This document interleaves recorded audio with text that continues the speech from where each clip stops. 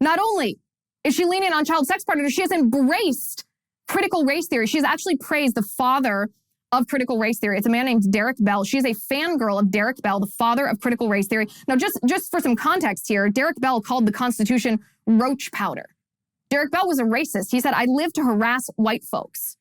And yet Ketanji Brown Jackson said, quote, "Professor Derek Bell was a civil rights lawyer and the first tenured African-American professor at Harvard Law School. He wrote a book in the early 1990s about the persistence of racism in American life that he entitled Faces at the Bottom of the Well. My parents had this book on their coffee table for many years, and I remember staring at the image on the cover when I was growing up.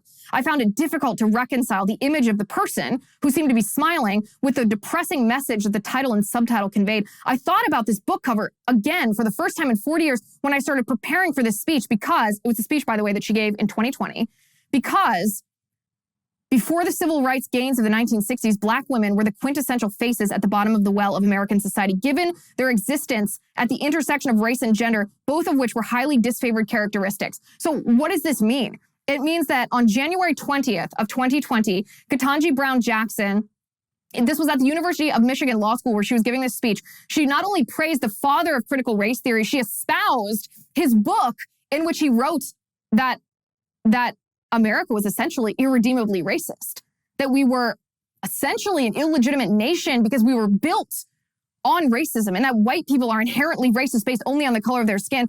She endorsed this work, this foundational work of critical race theory.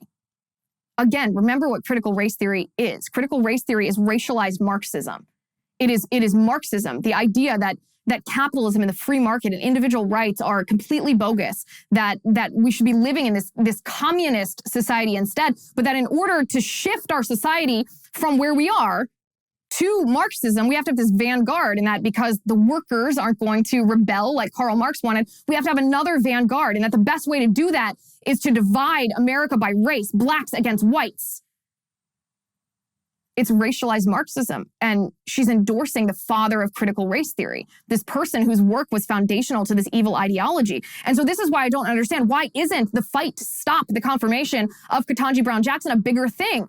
How can Susan Collins, the senator from Maine, sit there and say nothing? How are her colleagues in the Senate not saying, "Senator Collins, do you think that critical race theory is a racist ideology? Yes or no?" If the answer to that is yes, then how could you vote in favor of the confirmation of a woman who embraces the tenets of critical race theory, which you said was a racist ideology? And if your answer is no, that you don't think critical race theory is a racist ideology, then please let us, the voters, know so that we can vote you out, because that is exactly what will happen. Every single one of these senators, Susan Collins, Murkowski, Manchin, Romney, Sinema, Lindsey Graham, these people should be forced to answer the question, the two questions. Is it appropriate for a federal judge to give the most lenient sentence allowed by law to child sex predators, people who abuse children sexually and then profit from it? And do you believe that critical race theory is a racist ideology? And if so, how could you vote in favor of confirming a woman who espouses that racist ideology to the Supreme Court of the United States of America?